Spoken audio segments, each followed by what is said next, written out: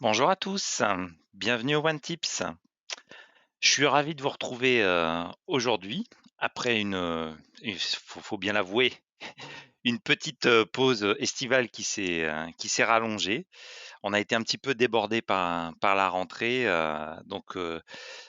j'espère qu'on va pouvoir maintenir ça un petit peu plus régulièrement. Ce que je vous propose, c'est de faire un petit rappel sur les bonnes pratiques de ce One Tips. L'idée, c'est que je présente la fonctionnalité sur un quart d'heure maximum, c'est promis. Et à partir de midi, je reste disponible pour tous ceux qui auraient des questions pour aller un petit peu plus loin en fonction d'un certain nombre de contextes. Ce qui est important, c'est que vous avez un petit chat, hein, si vous avez besoin de poser des questions au fil du temps pour pas oublier à un moment donné, une question. J'y répondrai, mais plutôt en fin de session. Tous les One Tips sont enregistrés et on les retrouvera sur le forum et on pourra bien sûr demander à Emma et à moi-même, hein, et à vos chefs de projet respectifs de venir vous présenter la fonctionnalité un petit peu plus en avant ou l'explorer tout simplement. Allez, c'est parti, on va regarder ça sur notre base de test bac à sable. Donc, toujours ma base de test. Alors, les fonctionnalités que je vais vous présenter, bien évidemment, sont plutôt réservées à un public administrateur. C'est vraiment important de bien le percevoir. C'est pas n'importe qui peut avoir accès à l'ensemble de ces fonctionnalités que je vais vous présenter aujourd'hui. Ce sont des fonctionnalités, les champs de type formule qui peuvent être accessibles tout aussi bien au niveau Carac qu'au niveau DevChamp. Et quand on dit, Carac ou DevChamp, c'est soit on le visualise au niveau catalogue quand on est dans l'onglet, là je suis sur un produit de type test. Quand je suis dans tétière et images et articles pardon, je dis des bêtises, où on va retrouver ces notions de calcul si on met des tétières, concernées. Ou alors je vais le retrouver aussi dans les définitions de champs qui peuvent être soit au niveau produit, directement, soit au niveau des préréférencements. Voilà, ça fonctionne de la même manière. Donc on va se projeter dans un cas, comme je l'ai exposé dans l'invitation que je vous ai soumis, par exemple de quelqu'un qui voudrait, simplement faire un calcul assez simple, qui est de dire: «Bah, j'ai renseigné un prix hors taxe et je veux appliquer un coefficient». Donc là, on va dire simplement la TVA, pour être assez simpliste, sur un champ de type formule. Donc la première étape pour y arriver, alors je vais essayer de ne pas perdre mon contexte. Donc la première étape, je m'ouvre un nouvel onglet pour que ce soit plus simple. Dans les paramétrages, je vais aller dans les carac articles, parce que c'est là que je veux créer ma nouvelle carac. Et là, je vais créer quelque chose qui va s'appeler prix, par exemple, prix public. Prix public. Non, je vais créer la carac, pardon, je dis des bêtises. Prix public. Hop, prix public. Et là, c'est une tétière qui est donc active. Il faut toujours qu'elle soit bien marquée comme étant active. Et dans les types de valeurs, c'était une valeur de type formule. Donc c'est quelque chose que vous allez retrouver dans les nouvelles fonctionnalités OneBase. Alors attention, il faut que votre OneBase soit dans une version minimum de la 2.6.9. Donc si elle n'est pas, votre version de OneBase n'est pas dans la 2.6.9, vous pouvez demander à Emma qu'elle programme une mise à jour. Donc on est dans la notion de formule. Et donc, en ayant sélectionné cet élément-là, on va avoir la formule qui va s'opérer. Donc les formules, c'est assez simple. En fait, il faut mettre entre accolades le code de la tétière. Là, on est de la carac. Vu qu'on fait une carac calcul, formule, il faut qu'on aille chercher une expression qui va chercher une carac avec un code carac d'une carac. Donc là, en l'occurrence, c'est le prix hors taxe. Donc là, je fais ma formule. Donc prix underscore hors taxe. C'est pour ça que c'est bien de mettre un deuxième onglet parce que ça permet d'aller plus facilement. Et là, je vais appliquer un calcul 1.2. Donc bien pas mettre la virgule, mais bien mettre point. Et là, on peut mettre une erreur si on a envie. Donc soit on écrit erreur, soit on met un code qui permettra d'identifier qu'il s'est passé quelque chose qui ne lui convient pas. J'enregistre. Donc là, j'ai enregistré ma nouvelle carac disponible, carac article disponible. Donc dans mon produit, il faut que j'ajoute à une nouvelle tétière qui va supporter cet élément-là, donc le prix public. Donc je vais l'ajouter en dernière position. Donc ça va être là. Et maintenant, quand je vais aller sur les articles, je vais avoir la formule. Donc là, évidemment, il ne se passe rien parce que je n'ai pas mis de valeur. Mais si je mets 100, j'enregistre.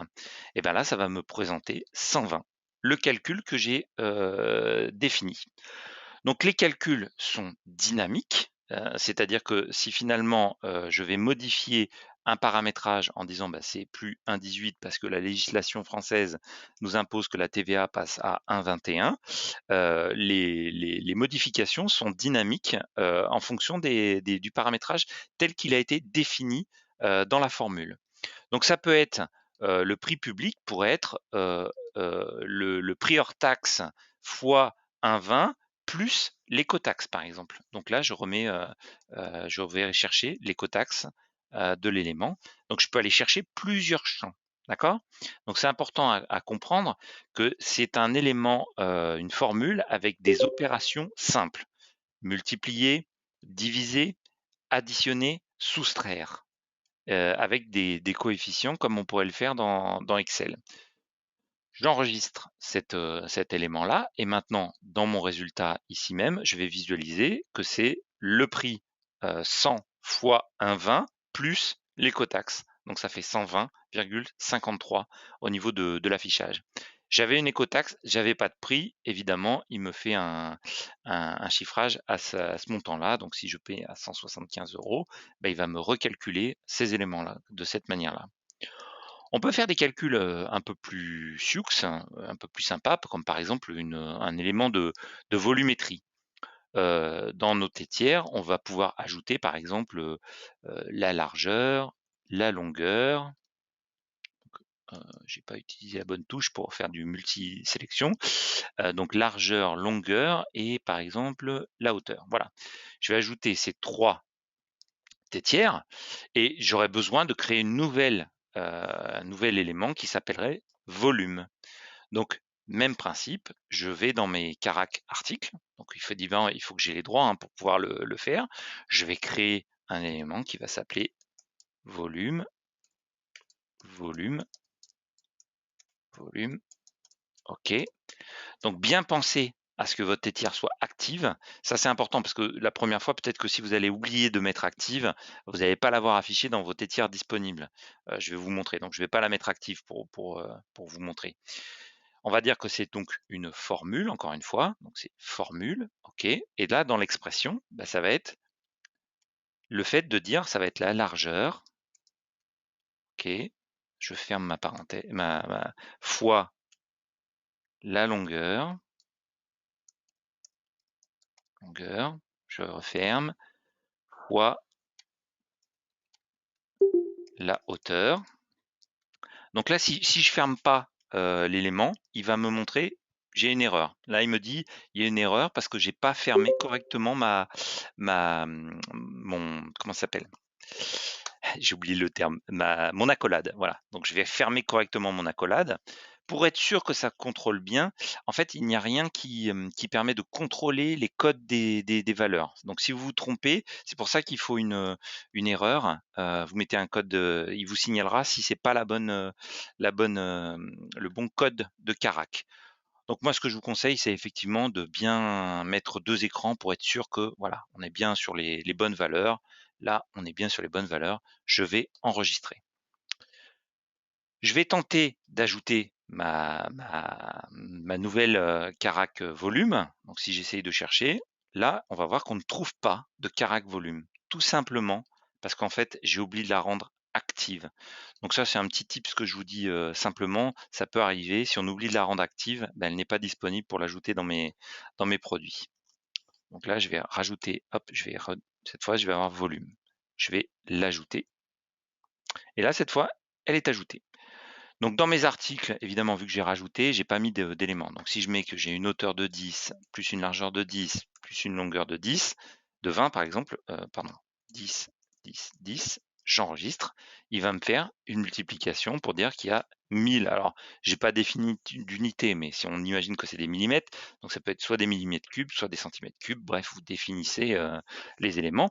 Et donc si vous dites ce sont des millimètres et que mon volume est en centimètres cubes, vous divisez le tout, en fonction d'une conversion, pour que ce soit correct, au niveau de votre calcul, d'éléments. Donc les systèmes, de calcul peuvent être tout aussi bien, comme je l'ai expliqué, au niveau des caracs, mais également, des champs produits ou carrément des champs de préref, qui peuvent être plus ou moins importants, dans les éléments. C'est-à-dire que ça peut être plus ou moins, d'éléments, de caractéristiques qui peuvent s'enchaîner les uns dans les autres. C'est-à-dire le poids, hauteur, largeur, la contenance par exemple, ça peut être une multiplication pour l'ensemble de ces éléments-là. Donc ça marche tout aussi bien, pour un champ pré-ref que pour une carac, à ce niveau-là, si je veux, chercher, mon élément. Donc ça fonctionne vraiment partout pareil. Et pour ceux qui auraient activé les notions de tarif fournisseur, ça pourrait être également, la même chose. Le champ formule, fonctionnera de la même manière. Ces éléments de formule, donc c'est comme on l'a dit, c'est des choses simples, des opérateurs simples et par contre, c'est des choses qui ne sont pas stockées. C'est des choses qui sont dynamiques à l'affichage, mais qui ne sont pas stockées. Donc, on ne pourra pas les exporter, comme une valeur.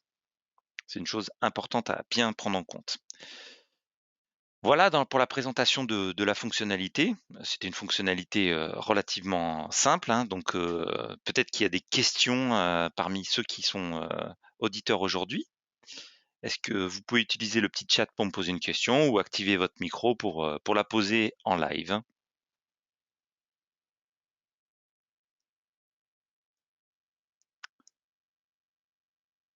A priori, je n'ai pas de questions, particulières pour cette, fonctionnalité. Je vais peut-être vous faire travailler un petit peu si vous le pouvez. On cherche des avis clients, donc si vous êtes, adepte de ça, il suffit de prendre votre petit smartphone, sélectionner un petit QR code et puis de nous donner un petit avis. Ça nous aidera, ça aidera la communauté et ça nous permettra d'avancer, toujours, de plus en plus loin. Donc a priori, j'ai 2 questions. Donc Benoît Pierre, qui nous dit que, ce n'est pas exportable. Alors, si effectivement la formule, si type de champ est vraiment comme une formule, c'est un élément d'affichage, pour qu'on puisse, le retrouver. Mais c'est pas forcément l'élément d'export parce que finalement, on pourrait envoyer, notre, largeur, longueur, et hauteur, dans un système tiers qui lui-même referait le calcul. Pour mémoire, parce que ça fait un moment qu'on ne s'est pas retrouvé, hein, et on va retrouver cette fonctionnalité directement sur le forum dans nouveautés et là, si on cherche formule, on va retrouver cet élément ici et Emma, a bien fait, un élément sur cet élément-là, où on va retrouver des règles sur les calculs sur ces éléments-là.